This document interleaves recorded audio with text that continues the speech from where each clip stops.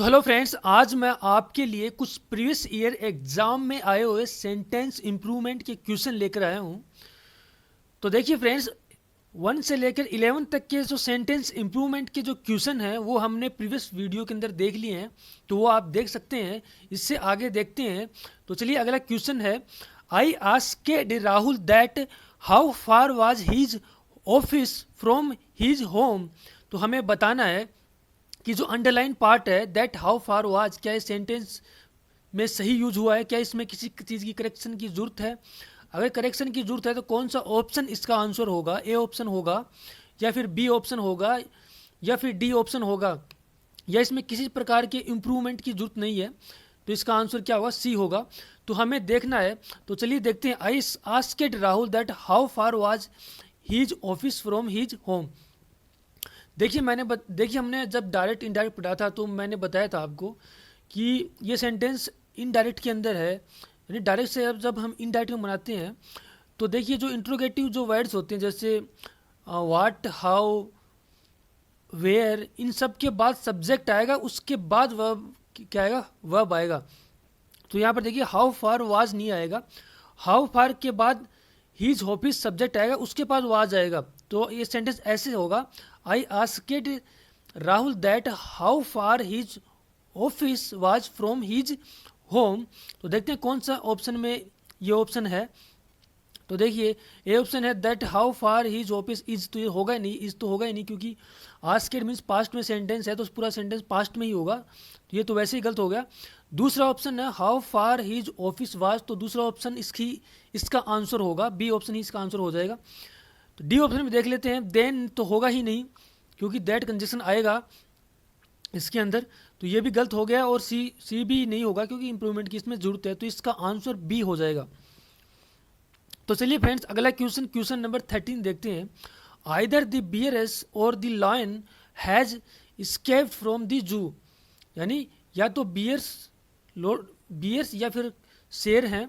Bears means होते भालू, या तो भालू या फिर शेर है, वो क्या हो गए, स्केप हो गए जू से, यानी जू होता है उससे क्या हो गए, वो भाग गए हैं, बच के निकल गए हैं वहाँ से, जू से। तो देखिए हमें देखना है कि जो हैज़ स्केप्ड फ्रॉम द जू है, क्या इस सेंटेंस में सही यूज हुआ है, क्या इसमें किसी चीज़ की इंप्रूवमेंट की जरूरत है तो कौन सा ऑप्शन इसका आंसर होगा, ए ऑप्शन आंसर होगा या फिर बी ऑप्शन आंसर होगा, या सी किसी इंप्रूवमेंट की जरूरत नहीं है, या फिर डी ऑप्शन इसका आंसर होगा। तो चलिए देखते हैं। देखिए फ्रेंड्स, आइदर द बियर्स और द लोइन, देखिए इसमें दो सब्जेक्ट हैं और वो दोनों सब्जेक्ट आइदर और से जुड़े हैं, आइदर और कंजक्शन से जुड़े हुए हैं।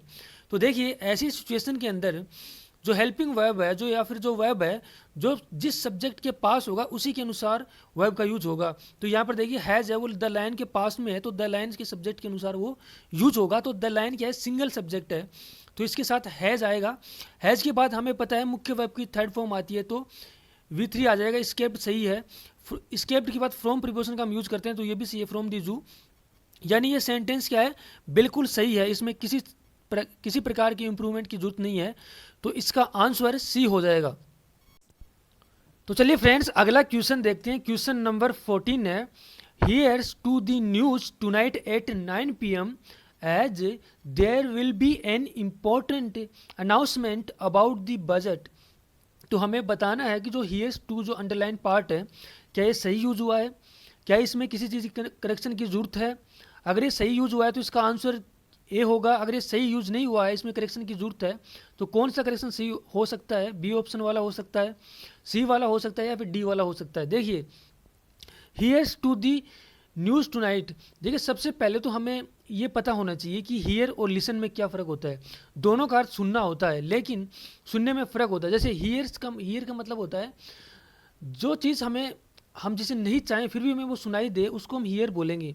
यानी जिसे सुनने की हमारी इच्छा नहीं है फिर भी वो हमें सुनाई दे रहा है, उसको हम हियर बोलेंगे, HER वाला।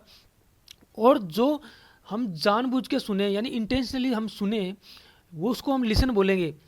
ठीक है, तो यहाँ पर देखिए here to the news tonight at 9 PM, यानी वो उसको जानबूझ के सुनने के लिए बोल रहा है, खुद बोल रहा है कि आप सुनिए उसको, यानी वॉलेंट्रीली बोल रहा है उसको, आप सुनिए, इच्छापूर्वक सुनिए। अनवॉलेंट्री वो नहीं सुन पा रहा, तो लिसन टू का यूज होगा यहाँ पर। तो इसका आंसर क्या हो जाएगा, डी हो जाएगा।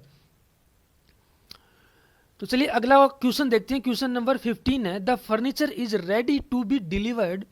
हमें बताना है कि जो is ready to be delivered क्या इस सेंटेंस में सही यूज हुआ है। सही यूज हुआ तो इसका आंसर सी होगा। अगर इस सही यूज नहीं हुआ, इसमें करेक्शन की जरूरत है, तो कौन सा करेक्शन इसमें यूज हो सकता है? ए वाला ऑप्शन वाला हो सकता है, are being ready to be delivered, या बी ऑप्शन हो सकता है has ready to be delivered, या डी ऑप्शन हो सकता है are ready to be delivered. देखिए सबसे पहले हम ऑप्शन से देखते हैं। द फर्नीचर, हमें द पता है द फर्नीचर सिंगल नाउन है। फर्नीचर अनकाउंटेबल नाउन होता है, लेकिन इसके साथ द का यूज हुआ है, मीन्स क्या है, सिंगल नाउन है, इसके साथ सिंगल वर्ब आएगा। तो ऑप्शन में देखें तो आर, तो ए ऑप्शन तो होगा ही नहीं, आर तो आएगा ही नहीं। बी ऑप्शन में मान ले कि सिंगल है, तो सिंगल हैज़ तो सिंगल ही है, तो हो सकता है हैज़ हो आंसर। और डी ऑप्शन में आंसर नहीं होगा, यानी ऑप्शन या तो बी होगा या फिर सी होगा, या किसी इंप्रूवमेंट की जरूरत नहीं होगी। तो देखिए the furniture is ready to be deliver, to be deliver means passive voice के अंदर ये यूज हो रहा है। तो देखिए friends, the furniture is ready to be deliver, ये सेंटेंस सही है, इसमें किसी प्रकार के इंप्रूवमेंट की जरूरत नहीं है, तो इसका आंसर सी हो जाएगा। तो चलिए फ्रेंड्स अगला क्वेश्चन देखते हैं। क्वेश्चन नंबर 16 है, preparing children for uncertainties keeps them in readiness to face challenges. तो हमें बताना है कि जो अंडरलाइन पार्ट है कीप्स देम इन रेडीनेस, क्या ये सही यूज हुआ है? सही यूज हुआ तो इसका आंसर सी होगा। अगर इसमें किसी इंप्रूवमेंट की जरूरत है तो कौन सा ऑप्शन इसका आंसर होगा? ए ऑप्शन होगा कीप्स देम फॉर रेडीनेस, या फिर बी ऑप्शन होगा, या फिर डी ऑप्शन होगा। तो देखिए friends, keeps them in readiness एक फ्रेज है जिसका अर्थ होता है तैयार रखना किसी चीज़ के लिए, स्पेशली मुसीबत विपत्ति के लिए किसी को तैयार रखना। कीप्स देम इन रेडीनेस उसको कहते हैं। तो ये सेंटेंस यहाँ पर सही यूज हुआ है, इसमें किसी प्रकार की इंप्रूवमेंट की जरूरत नहीं है, तो इसका आंसर सी होगा। तो चलिए अगला क्वेश्चन देखते हैं। The teacher asked the students for fill the form before entering the class. तो हमें बताना है कि जो अंडरलाइन पार्ट है the students for fill the form, क्या सही यूज हुआ है? सही यूज हुआ है तो इसका आंसर बी होगा। अगर इंप्रूवमेंट की जरूरत है तो कौन सा ऑप्शन इसका आंसर होगा? ए ऑप्शन होगा, सी होगा, या फिर डी होगा। देखिए the teacher asked the student for fill the form. देखिए आस्क टू मीन्स होता है पूछना, किसी चीज़ को पूछना। आस्क फॉर का अर्थ होता है मांगना। तो क्या यहाँ पर मांगने का अर्थ हो रहा है the teacher asked the student for fill? तो टीचर कभी भी स्टूडेंट से मांगेगा नहीं, वो उसको आस्क टू कहेगा उसको, या पूछेगा उसको। तो यहाँ पर the teacher asked the student to fill the form आएगा। टीचर ने स्टूडेंट से कहा कि आप फॉर्म को फिल कर दीजिए। आस्क फॉर का अर्थ है मांगना, तो टीचर मांगेगा थोड़ी स्टूडेंट से कि आप फॉर्म फिल कर दीजिए, वो तो कहेगा उससे। तो यहाँ पर आस्क टू आएगा, फॉर के स्थान पर टू प्रीपोजिशन यूज होगी। तो देखिए कौन से ऑप्शन में यूज हुआ है। पहले ऑप्शन में टू यूज हुआ है, उसके बाद मुख्य वर्ब की फर्स्ट फॉर्म भी आएगी। तो यहाँ पर फील्ड विथ 3 आ रहा है, तो ये होगा नहीं। सी ऑप्शन भी नहीं होगा, इसका आंसर डी ऑप्शन हो जाएगा, the student to fill the form.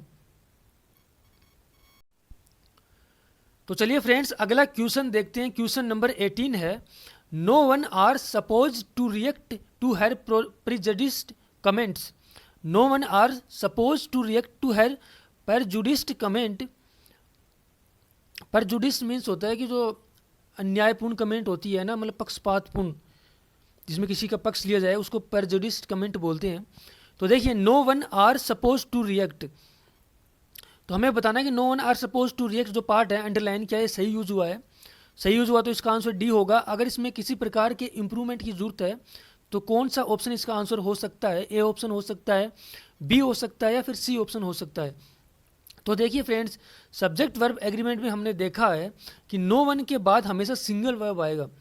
तो नो वन आर नहीं आकर यहाँ पर इज आएगा। No one is suppose to react to her prejudiced comment, तो यहाँ पर नो वन इज आएगा। तो देखिए कौन से ऑप्शन में नो वन इज है? ए ऑप्शन में यूज हुआ है, बी ऑप्शन में नहीं हुआ है, सी ऑप्शन में नहीं हुआ है, तो इसका आंसर ऑब्वियसली ए ऑप्शन हो जाएगा। तो 18 का आंसर क्या होगा? ए होगा। तो चलिए अगला क्वेश्चन देखते हैं। क्वेश्चन नंबर 19 है, when I meet the couple yesterday I noticed that the wife was more taller than her husband. तो हमें बताना है कि जो अंडरलाइन पार्ट है मोर टालर, क्या ये सही यूज हुआ है? सही यूज हुआ तो इसका आंसर सी होगा। अगर इसमें किसी प्रकार के इंप्रूवमेंट की जरूरत है तो कौन सा इंप्रूवमेंट इसका आंसर हो सकता है? ए ऑप्शन हो सकता है, या फिर बी ऑप्शन हो सकता है, या फिर डी ऑप्शन हो सकता है। तो देखिए friends, when I meet the couple yesterday I notice that the wife was more taller. देखिए, मैंने जब आपको डिग्री पढ़ाई थी उस टाइम पर मैंने आपको बताया था कि दो कॉम्परेटिव डिग्री का प्रयोग एक साथ नहीं होता है। यहाँ पर मोर भी कॉम्परेटिव डिग्री है और टालर भी कॉम्परेटिव डिग्री है।